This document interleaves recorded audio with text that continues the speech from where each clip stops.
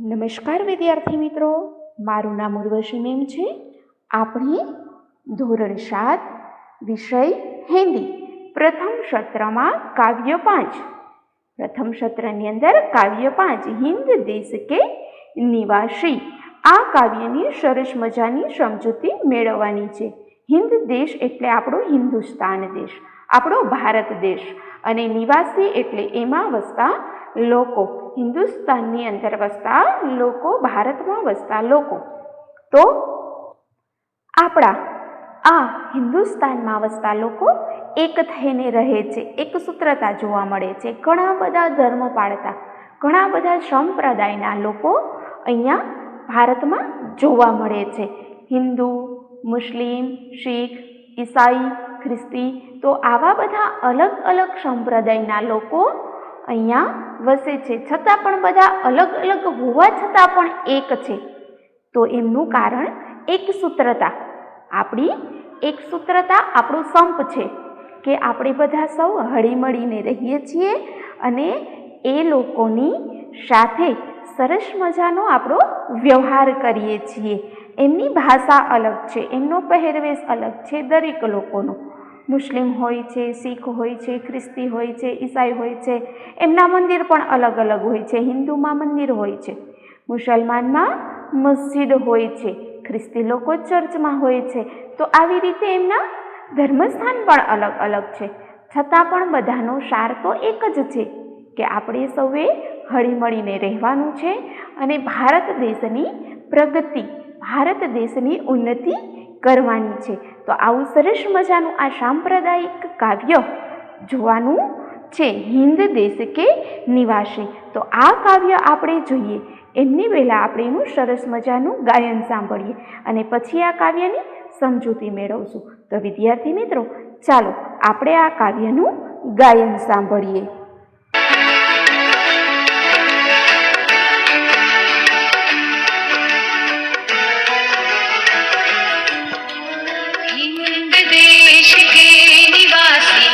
सभी जन एक है, हिंद देश के निवासी सभी जन एक है.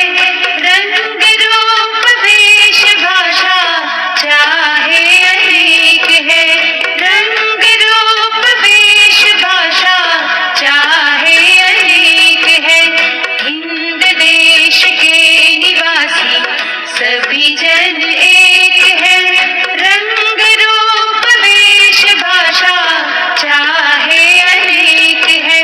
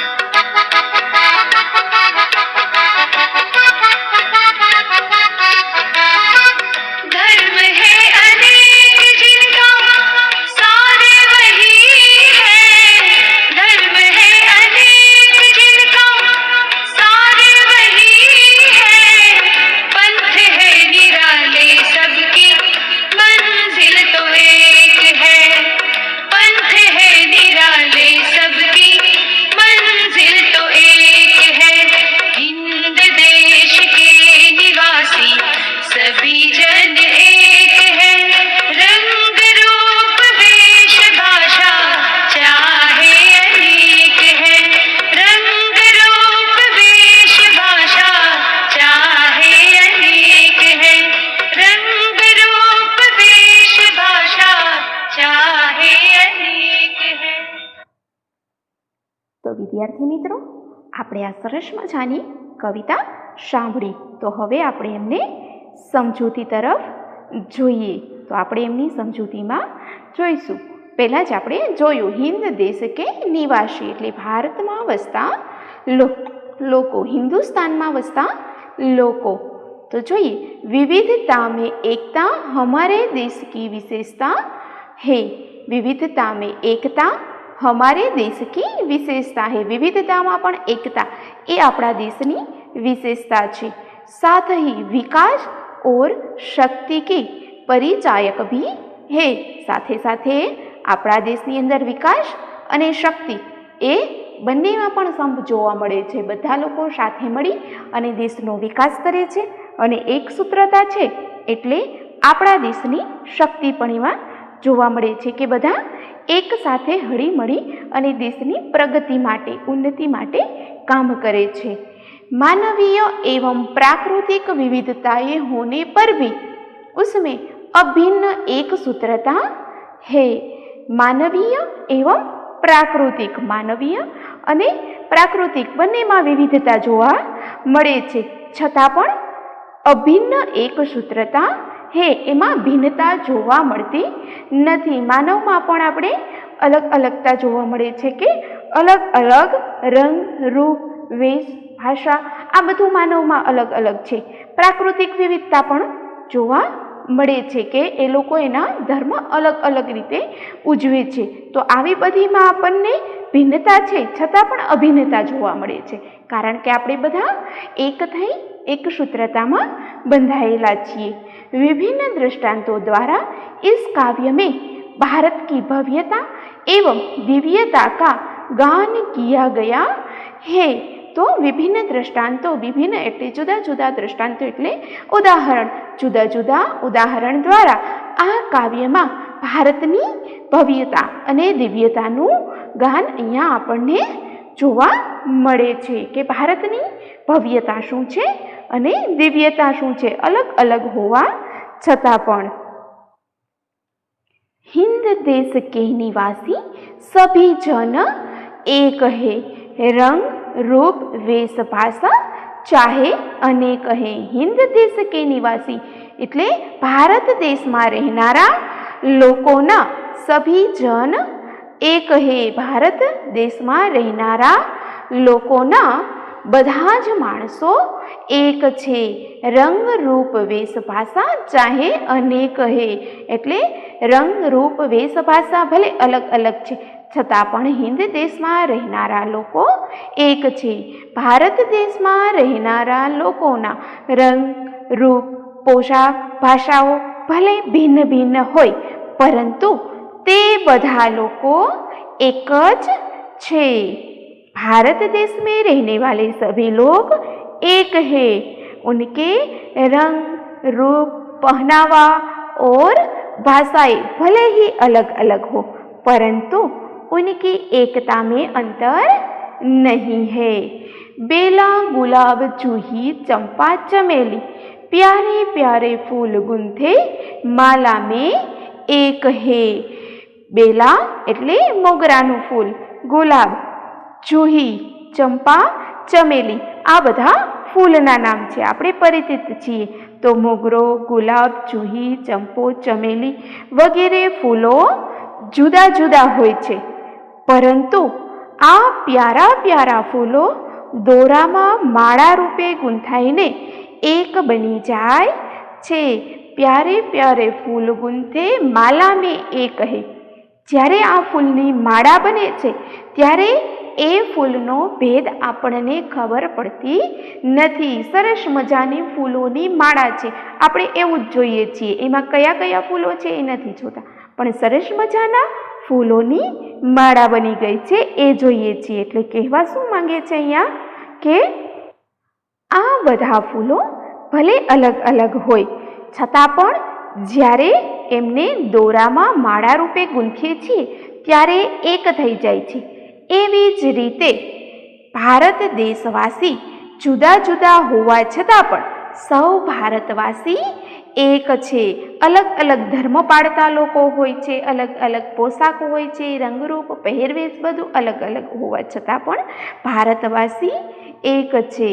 बेला यानी कि मोगरा, गुलाब, जूही, चंपा, चमेली आदि फूल अलग अलग होते हैं, परंतु ये सारे प्यारे प्यारे फूल धागे में गूंथकर माला में एक बन जाते हैं.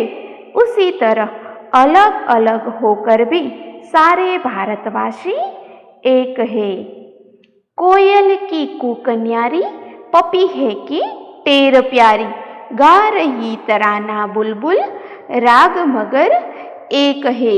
कोयलनो टहुको, कूक એટલે કોયલ કી આવાજ, કોયલ કી કૂક ન્યારી એટલે કોયલનો જે અવાજ છે એ ખૂબ જ મધુરો અને મીઠો છે. કોયલનો ટહુકો અનોખો છે. પપી હે કી ટેર પ્યારી, પપીહા એટલે એક પક્ષીનું નામ છે, તો પપીહાની બોલી મીઠી હોય છે.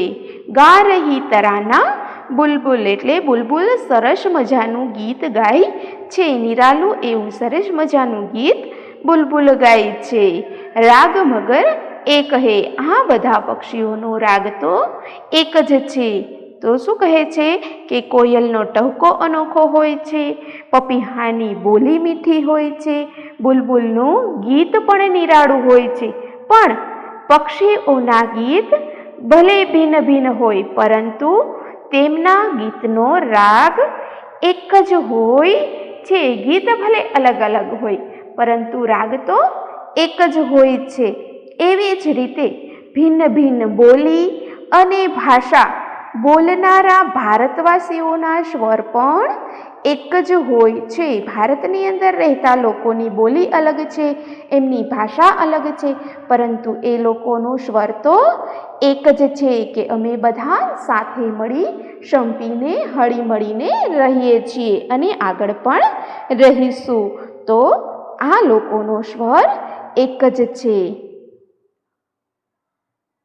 कोयल की बोली अलग निरालापन है, पपीहे की बोली में अपनी मिठास होती है, बुलबुल का गीत भी अलग तरह का होता है. इन सब पक्षियों के गाने भले ही अलग अलग प्रकार के हो पर उनका राग एक है. इसी तरह अलग अलग बोली और भाषा बोलने वाले भारतवासियों की आवाज़ एक होती है. गंगा यमुना ब्रह्मपुत्र कृष्णा कावेरी जाके मिल गई सागर में हुई सब एक है. तो गंगा, यमुना, ब्रह्मपुत्र, કૃષ્ણા અને કાવેરી આ નદીઓ જુદી જુદી છે, પરંતુ જાકે મિલ ગઈ સાગર મેં, સાગર એટલે દરિયો, સમુદ્ર, તો સમુદ્રમાં જઈને મળે છે ત્યારે હુઈ સબ એક હે, બધી એક નદીઓ થઈ જાય છે. ગંગા, યમુના, બ્રહ્મપુત્ર, કૃષ્ણા અને કાવેરી આ જુદી જુદી નદીઓ છે, પરંતુ સાગરમાં મળીને એક થઈ જાય છે. એવી જ રીતે દેશપ્રેમ સૌ ભારતવાસીઓને એક બનાવી દે છે. એવી જ રીતે દેશપ્રેમ સૌ ભારતવાસીઓને એક બનાવી દે છે. જેવી રીતે નદીઓનું પાણી અલગ અલગ છે, નદીઓના નામ પણ અલગ અલગ છે, પાણી અલગ અલગ છે. જ્યારે એ સમુદ્રને મળે છે ત્યારે એનું પાણી કેવું થઈ જાય છે? ખારાશવાળું, ખારું પાણી થઈ જાય છે. તમને ન ખબર પડે કે આ ગંગા નદીનું પાણી છે, આ પાણી યમુના નદીનું છે, બ્રહ્મપુત્રનું છે, કૃષ્ણા નદીનું છે, કાવેરી નદીનું છે, નથી ખબર પડતી. સમુદ્રની અંદર તમે ક્યારેય કોઈ ઓળખી શકો છો મિત્રો કે હા આ પાણી પેલા ગંગા નદીમાંથી આવેલું છે? નથી ખબર પડતી. નદીઓ ભલે અલગ અલગ છે, એમના નામ અલગ અલગ છે, જ્યારે એ સમુદ્રને મળે છે ત્યારે એક થઈ જાય છે. એવી જ રીતે ભારતવાસીઓનો દેશપ્રેમ સૌ ભારતવાસીઓને એક જ બનાવી દે છે. ભલે એમનો ધર્મ અલગ અલગ છે, એમનો પંથ અલગ છે, છતાં પણ એમને એક બનાવી દે છે. धर्म है अनेक जिनका सार वही है, पंथ है निराले सबकी मंजिल तो एक है. धर्म है अनेक जिनका, જેના ધર્મ ભલે અલગ અલગ છે ભારત દેશની અંદર, પર સાર વહી હે, બધાનો સાર તો એક જ છે. પંથ હે નિરાલે, પંથ એટલે રસ્તો, નિરાલા એટલે અનૂઠા, સરસ મજાનો છે. સબકી મંજિલ તો એક હે, મંજિલ એટલે ધ્યેય. તો શું કહેવા માગે છે? ધર્મ અનેક છે પરંતુ તેમનું સાર તત્વ એક જ છે. સાંપ્રદાયો ભિન્ન ભિન્ન છે પરંતુ એમનું ધ્યેય એક જ છે. મનુષ્ય જીવનને ઉન્નત બનાવવું, દેશની ઉન્નતિ કરવી, આ જ એમનું લક્ષ્ય છે. એવી જ રીતે સૌ ભારતવાસીઓનું લક્ષ્ય એક જ છે. શું છે? કે દેશની ઉન્નતિ करवी, अपना भारत देशनी उन्नति करवी. धर्म अनेक है पर उनका सार तत्व, उनकी शिक्षा एक ही है. सभी संप्रदाय अलग अलग है पर सबका ध्येय एक ही है, मनुष्य को उन्नत बनाना. इसी तरह सभी भारतवासियों का लक्ष्य एक ही है, अपने देश की उन्नति करना, भारत देश की उन्नति करना. तो विद्यार्थी मित्रों, આવું સરસ મજાનું આ કાવ્ય આપણે ગાયનની રીતે પણ સાંભળ્યું અને સમજૂતી પણ મેળવી. તો હવે આ જ કાવ્યનું ગાયન પણ તમારે ઘરે શીખવાનું છે અને આ કાવ્યની સમજૂતી પણ તમારે ઘરે શીખવાની છે. નમસ્કાર.